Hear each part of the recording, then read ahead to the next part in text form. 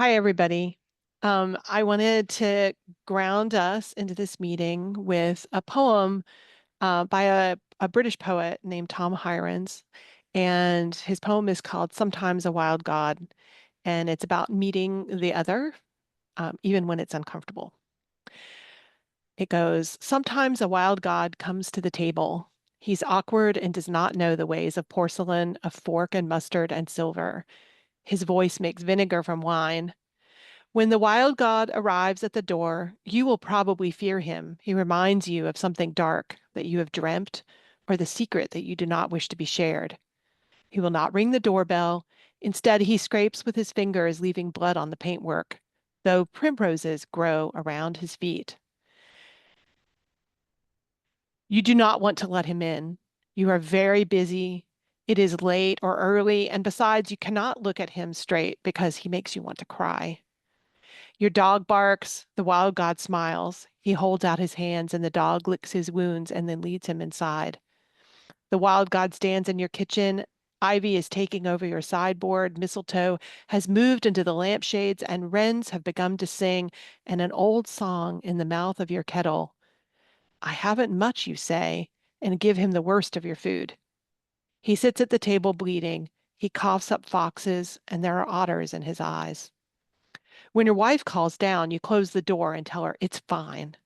You will not let her see the strange guest at your table. The wild god asks for whiskey, and you pour a glass for him and then a glass for yourself. Three snakes are beginning to nest in your voice box, and you cough. O limitless space, O eternal mystery, O endless cycles of death and birth and miracle of life, O the wondrous dance of it all.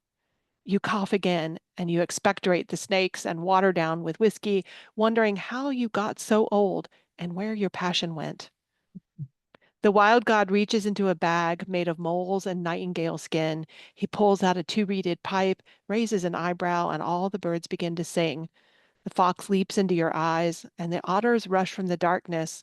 The snakes pour through your body. Your dog howls, and upstairs your wife both exults and weeps at once. The wild god dances with your dog.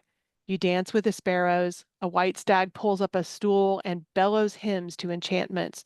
A pelican leaps from chair to chair, and in the distance, warriors pour from their tombs. Ancient gold grows like grass in the fields. Everyone dreams the words to long forgotten songs, and the hills echo, and the gray stones ring with laughter and madness and pain. In the middle of the dance, the house takes off from the ground, and clouds climb through the windows. Lightning pounds its fists on the table, and the moon leans in. The wild god points to your side. You're bleeding heavily. You have been bleeding for a long time, possibly since you were born. There's a bear in your wound. Why did you leave me to die? Asks the wild god. And you say, I was busy surviving. The shops were all closed. I didn't know how. I'm sorry. Listen to them.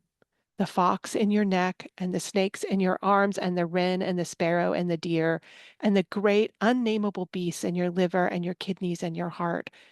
There is a symphony of howling, a cacophony of dissent. The wild god nods his head, and you wake on the floor holding a knife and a bottle and a handful of black fur.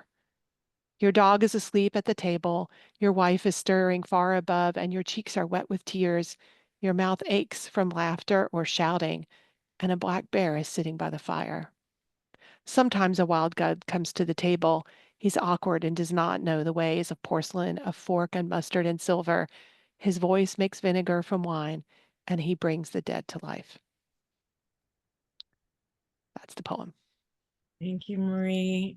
Why don't we all just take a couple of deep breaths and feel all that was just offered? That was beautiful, and what a great way to enter this conversation today. So thank you, Marie. That was a really, really good offering. So we thought we would talk today about dehumanization. It's what we're witnessing every day. And it's kind of nice to be able to give a word to what's happening that helps us ground emotionally and physically instead of being spun away. And we've been watching it for the last 505 days in Palestine, but we've been watching it for 75 years in Palestine. But one of the things we don't talk about with the war economy and the peace economy is that the war economy is dehumanizing. And to dehumanize another, usually you have to be dehumanized. And so, it's like, where does it begin? And we sometimes, in Marie's story, it's like we sometimes then just get upset with the way things are instead of understanding it's literally the fabric that we're wrapped in. And that, what does that unweaving look like? So capitalism is dehumanizing from the very, very beginning. It is just that. The war economy is dehumanizing. And if we look at the addictions it forces on us, they are all the practices of dehumanizing that take us away from everything indigenous peoples used to create a healthy, vibrant life and community over millennia. So, and this is happening when we think that we are advanced, when we think we are, super civilized and we're like, have progressed as humans. And yet, at the core of like who we are, at the core of our DNA, like how does some of this happen, is at the core of us is this drive to live, right? We say we react from fight and flight, these things that are ancient inside of our DNA of how we react in a moment. So here we are, these beautiful, amazing human beings with this amazing gift of life. Just stop for a minute and like be with this. Is like, I'm alive. I am this human on this amazing planet, which just, wow. So this has been happening, and the culture itself has been growing, and it's been growing over time. And sometimes life gets in its way and goes, no, we're not going to do that anymore. And if we, go back to,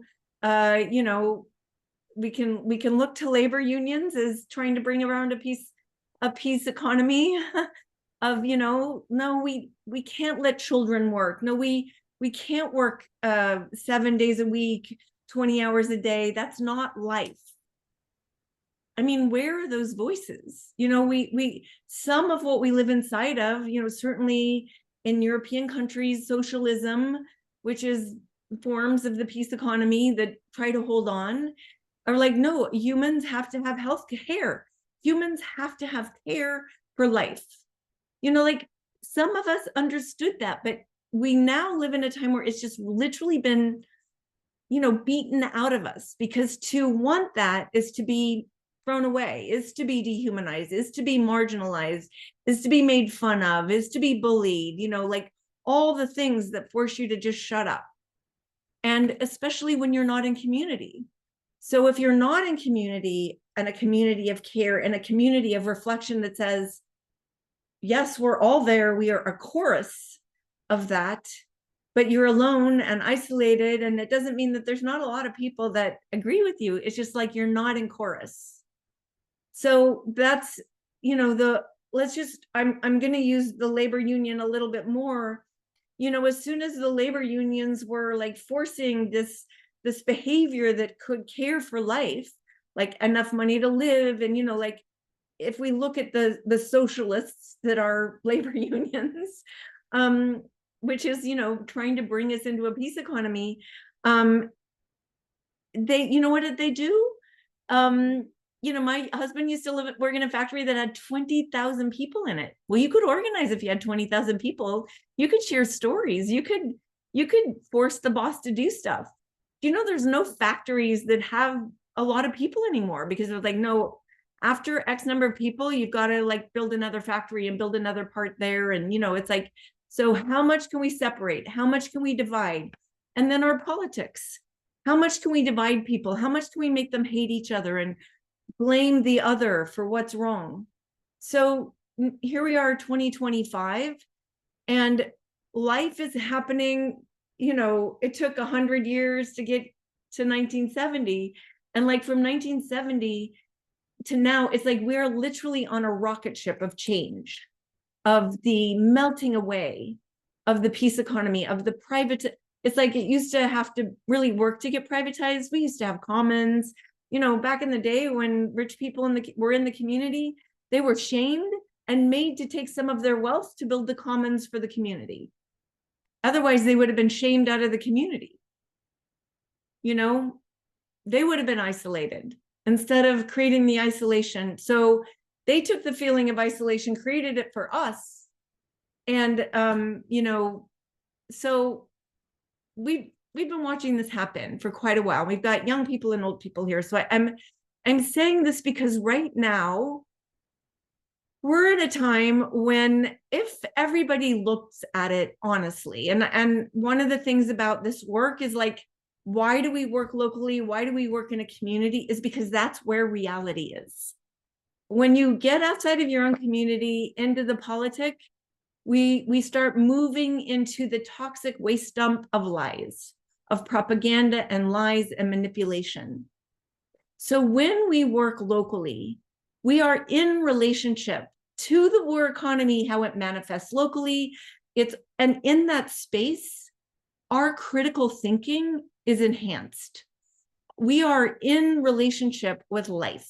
We are in relationship with how power works. We are in relationship with how the fabric that's supposed to be there for humanity works. We are in relationship. And when we're in the social media, even the news, like we just a teeny step in there, we are in a toxic waste dump of distortion. So in the practice of coming out of it, by being related locally, it strengthens our capacity to listen, to know, to articulate. It's quite wonderful. It doesn't mean we don't engage in the bigger picture. What it does mean, it's the place to stand from. Because what I learn always from, the homeless people I'm working with, or the people that I'm trying to get a house, it's like, it drops me. It's even me. It's like, I get so caught up in that nonsense. It's always grounding. It's always grounding. What is here? What is now? What is life?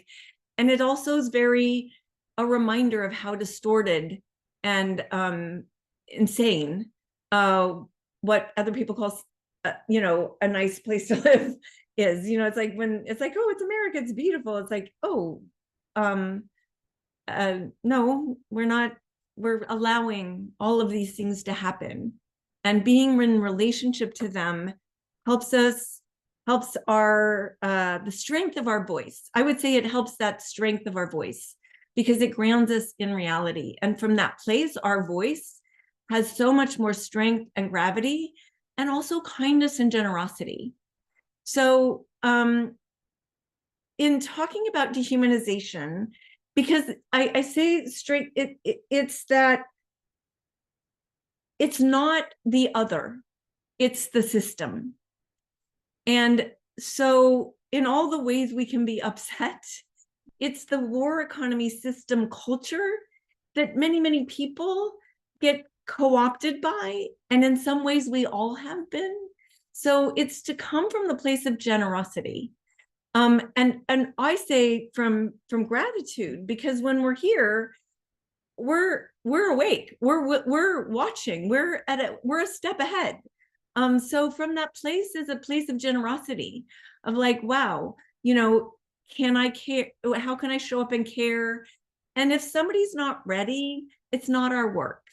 Do you know what I mean? It's just like, until I always say with this local peace economy work, our work is where people want to engage. We're the edge workers right now, in permaculture design, and in how life thrives, and farming permaculture, where life is coming alive is at the edges.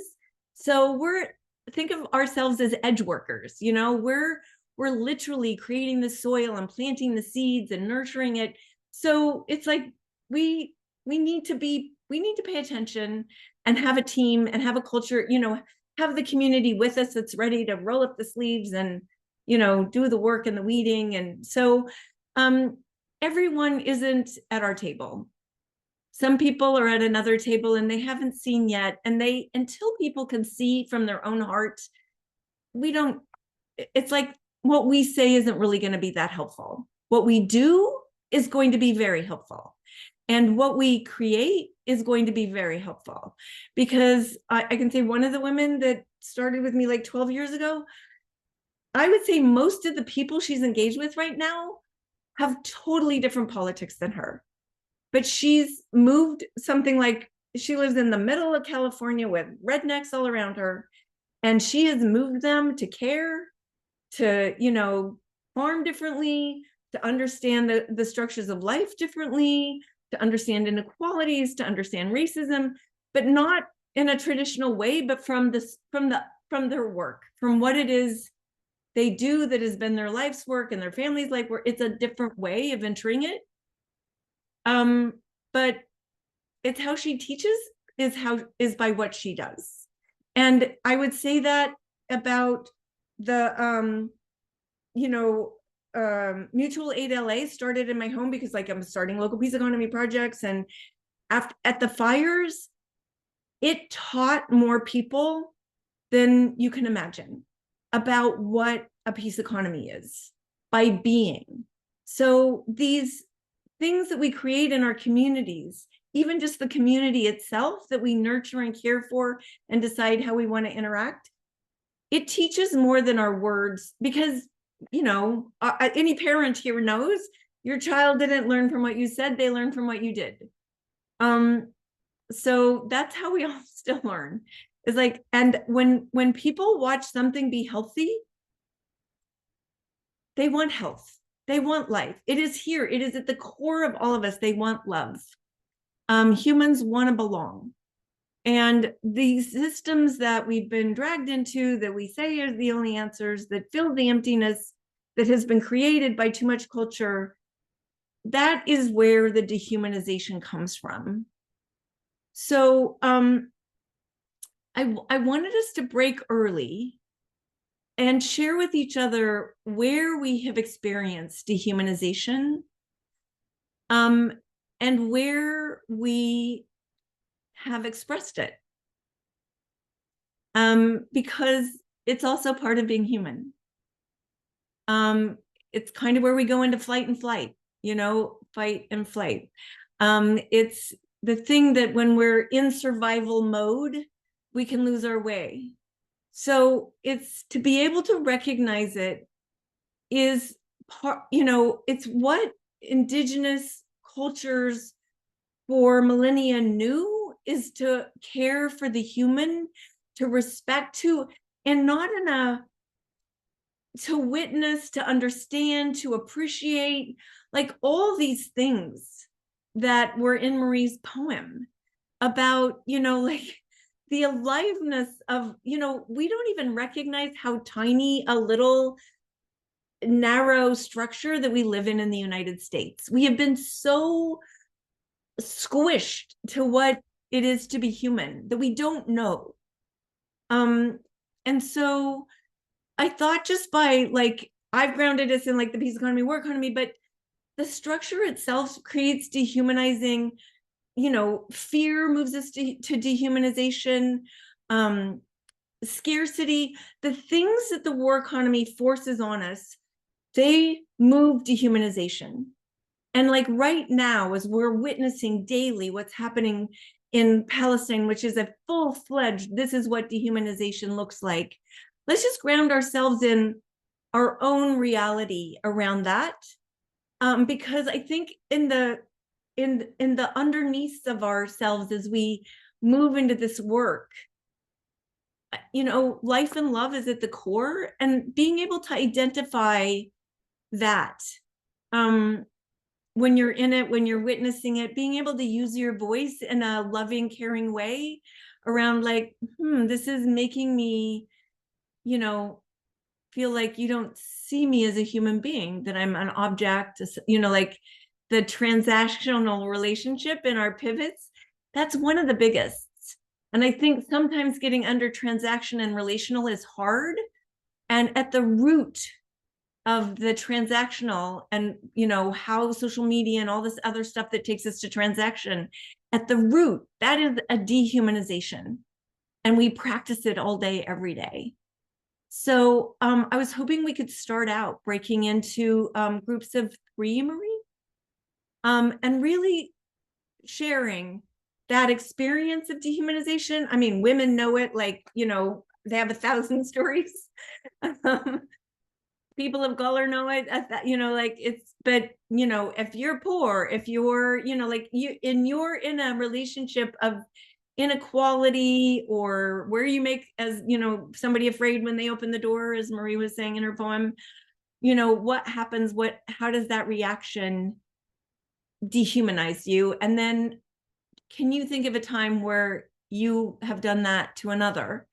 And then we'll come back and talk about like what we feel like is underneath there, because it just, given this time, rehumanizing is core to how we cultivate the future, because we want to rehumanize. So I leave it to Marie to send everyone into their. Now we're back. Now we're back in the room. Now we're back in the main room. Yes. Welcome back, everyone. I know it's never enough time, right? It's never enough time. So sorry about that. So How many rooms do you have? We had 10. 10. That was great. So, well, I hope you had a lovely time together. Was there anything anyone learned that they want to share with the bigger group, that you felt you had an insight, or something you feel was, that was surprising? Any raised hands if somebody wants to talk?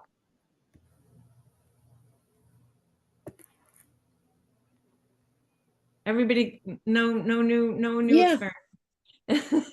My hand is up. Oh, I don't see who had a hand up. I can't. Oh, Catherine. Oh, Kat. Okay. No, Joe was the person who said. Joe. Okay. Hey, Joe. And then Kat. I have to say one thing, which is, let's see. I want to be proper. I'm too old to be proper. What does that mean, to be proper? You tell me. Maybe you know. The way you ask makes me feel you really got the answer. Well, maybe you want to humanize. Maybe you want to come from humanity. So, like, maybe a different thing. I want to say I want to say that your inspirational and inspired intro to this whole issue made me feel so much at home. So thank you. And I also had such fun talking to Greg, because he lives in New Mexico and I lived there once upon a time. So to have the commonality Zoom, I'll call you of back. land is wonderful. And I don't know whether that counts as learning or not. Who is this woman anyway? I think it counts as being human together. So being human together. Yeah. Rana, I hope I say your name right, Rana. You need to unmute. There you go. Thank you. My name is Rana, and it's Latin for frog, but I am not ready to croak yet.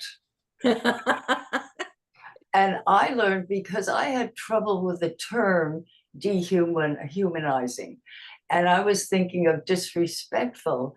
And the lovely lady that was with us, whose name I'm very bad about names. I'm old, I have an excuse, I forget. But she really explained to me the difference, which I appreciated, because I had trouble really relating to the term, because we confused it with being disrespectful, and it's not the same. Cool, thank you. Anything you want to share about what you learned? Me? Yeah. Oh, yeah, and it's looking at someone as less than human, and she was explaining it in terms of slavery, where Yeah. they looked at, and then when she said that, I mean, she really was wonderful, and I forgive me for not remembering your name, and she was so good at explaining that, and I also, and we sort of agreed because I was thinking about technology, which is not my friend, and we are depeopling the world, and that's very different from dehumanizing. So we have all of these little definitions and distinctions and whatever. And I have to tell one thing. Number one, you're extremely attractive, and you make me think of Marianne Williamson. Do you know who she is? We're actually old friends. Oh, well, you look like her. Yes, thank you. This has been so delightful, and I really thank you for doing this. Thanks, Rana. And one of the things technology does do, though, is turn us all into slaves unknowingly. So, all of so much about ourselves is sold, and what we're given something so we can be enslaved for another reason. And it's gotten very insidious. And the war economy is very insidious in what it does. It's not so black and white. But when we watch, when we listen to a Zionist talk about October 7th and speak about what happened with no relationship to Palestinians, that's a dehumanizing of a whole people. And we witness that as acceptable culture. We're all dehumanized in that process. Yeah. So it happens insidiously in our lives. Yeah. Well, as one, and we talked about this in our group, as one who remembered the end of World War II, and I lived in a largely Jewish town, and we were the first ones to see the atrocity films. As children, we were not allowed to see them. But when all of that came out, guilt was a huge factor in establishing Israel. And the sad thing is that the oppressed have become the oppressors. And human beings do that, even individually. A child that's abused grows up to become an abuser. And let me just, I don't want to offend anybody when I say this, but if God really did make us, he did not do a very good job.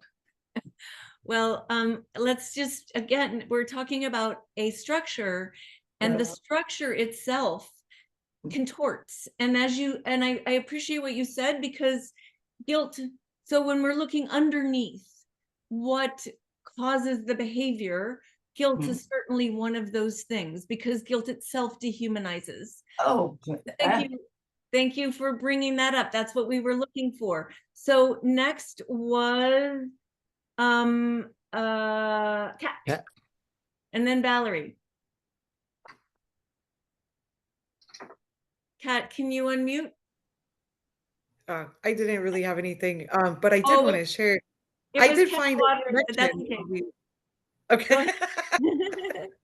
I did find a connection that we all had that I didn't get to say before we came back from the breakout room.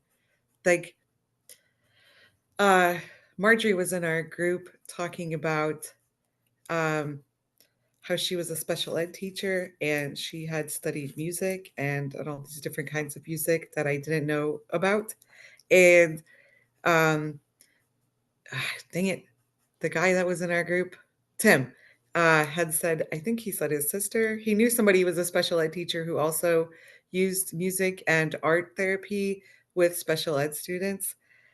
And I work, Missouri has the only actual state government run schools for the severely disabled.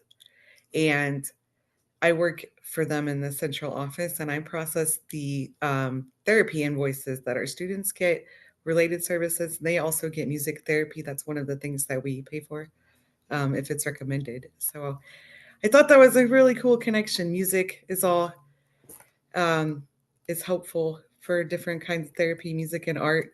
We ended up talking about that in our group, how that helped us survive the rough stuff. Well, we talked about it in our group too. So I think you know, art itself is humanizing. It's storytelling, drawing. It's all, you know, that is at the beginning of civilization. How we express ourselves is rooted in the human. It humanizes us to articulate the story of what we are as humans. Kat Waters, did you want to speak, or can I move to Valerie? Oh, thanks. There's Kat. I Okay. was just gonna say really quickly, what is Vara shared about being from Chile and being around at the time that Salvador Allende was killed, you know, because I just think of you know, what John Perkins wrote in his book Confessions of an Economic Hitman, and just like how long it's been going on that any kind of a democratically elected leader gets taken out and put in by a puppet to leave you know, the people holding the debt, while just like a few rich people, so-called rich people, you know, make out. And you know, yeah, so I thought that was kind of interesting that she knew of him. Yeah, well, I think also that you know, we caused that, you know, what happened there. And so we're Yeah. I think it's a good reminder, maybe as Vara, another time you can talk about this, but I think it's important to talk about that, you know, the United States has forced many countries into dictatorships and, you know, erased really beautiful cultures from being able to exist, including totally destroying all of Libya. And now, you know, Syria. So just a reminder to everyone that we have done this to cultures. The US people in the US have done this, and that also life thrives. So when we go into the, you know, it's just like life will thrive. Pay attention to the thriving of life, not the, you know, so that's another way to pull yourself out of when you want to go crazy. It's just like, no, I am cultivating life, because life thrives in war, life thrives in dictatorships, you know, just that reminder.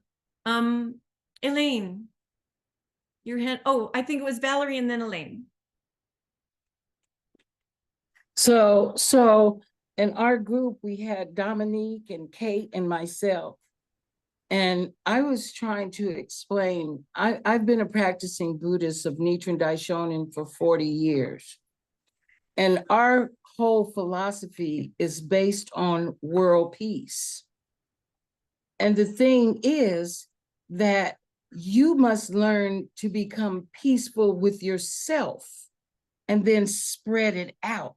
You become the warrior. That's why I have the lion as my face, because the lion is fearless, right? Even they teach their cubs to be fearless, right? And so once you learn that it takes practice to be a human, right? Yeah, And thank and you. Yeah, Valerie, yes. I think that's so important. That's why, you know, we have the bookmark. That's why we have the practices. If we move from the behaviors that are forced on us that we think we need to survive, and we instead practice the behaviors of peace, we are Right. doing more for the world than anything we could do screaming at people who are being stupid. Absolutely.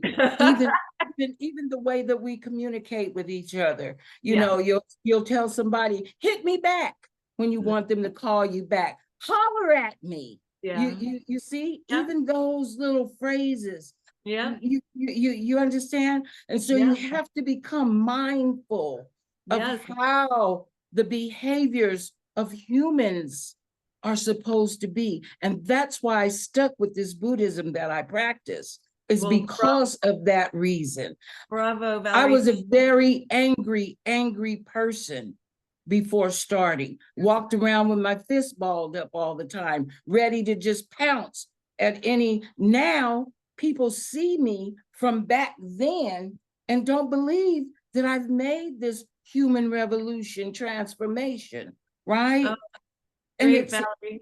we've been domesticated with the belief systems Yep. of your ancestors. That doesn't necessarily mean that that's your belief system, but you hold on to it because that's what's been pounded in your head. I give this example. You didn't even give an opportunity to name yourself. Somebody else gave you that name. How do you know that that's what name you wanted to be? You see, what is your true self? Do you know what it is? Are you working towards trying to find your true self? Or are you just going along with the program because that's the box they want you to be in? And just like I told Kate and Dominique, I'm a Black woman and I'm an amputee. I've been dehumanized the most of my adult life. I was fired from a job as a top seller, okay? And the reason I was fired because my personality didn't blend with the other employees. How you get fired like that? Yeah, well, we know a lot of that, Valerie. So thank you, because I think you've said some really important things that are people are articulating in the side chat, you know, and the practice. I am deeply grateful for you bringing that up, because it is the practice, and the culture doesn't encourage us practicing peace. Not at all. Elaine, 1 minute, because we try to end on time. So sorry, 1 minute. You got to unmute.